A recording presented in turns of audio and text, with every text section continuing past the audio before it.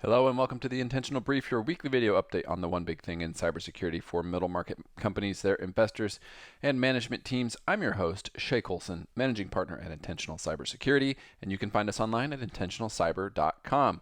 Today is Tuesday, May 26th, 2026, and at least as I'm recording this, the war in Iran continues and the Strait of Hormuz remains closed.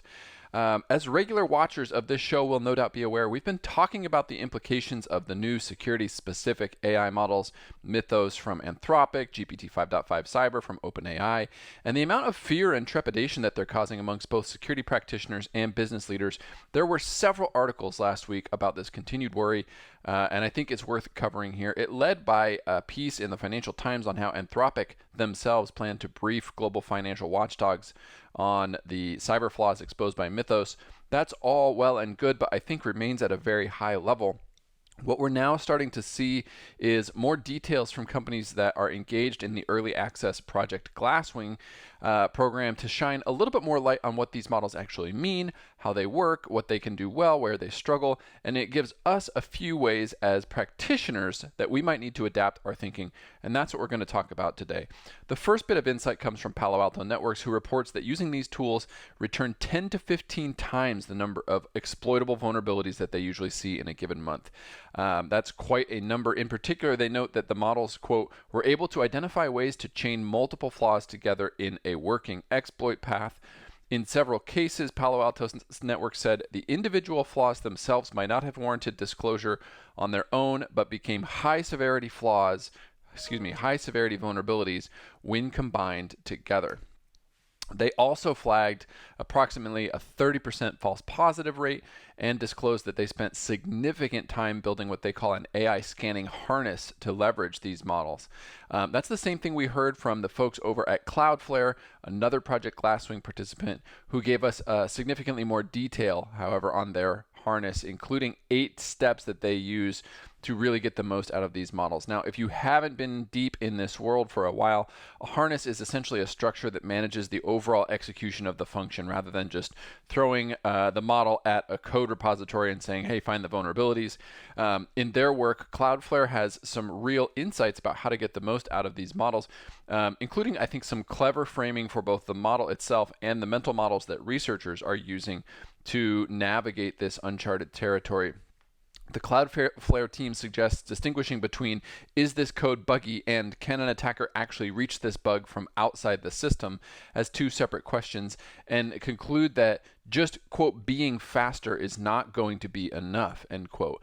They go back, the Cloudflare team who really dug into this, to this core question, which is, how do we make exploitation harder for an attacker even when a bug exists? Now, again, we're never going to get rid of bugs. We're never going to get rid of vulnerabilities. But what we can do is raise the cost to do that. It just happens to be a much broader question, raise the cost to exploit those vulnerabilities or bugs.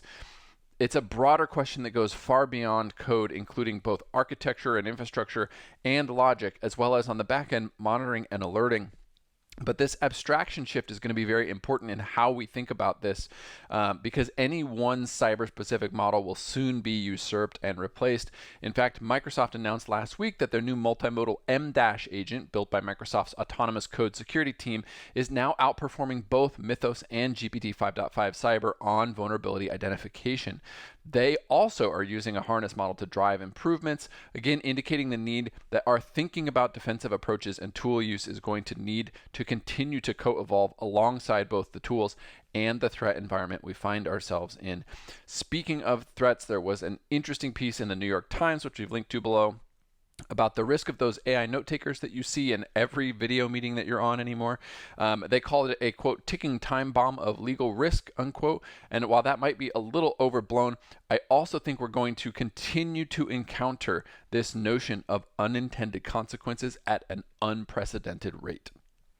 From a fundraising model, much more reasonable fundraising numbers this week with $8.4 billion in newly committed capital. We did, however, as predicted here on this show, see SpaceX's S1 be made public, and we learned that Anthropic, the makers of Claude and Mythos and Project Glasswing, is paying SpaceX $1.25 billion, yes, billion with a B, per month for access to the compute available in their Colossus and Colossus 2 data centers.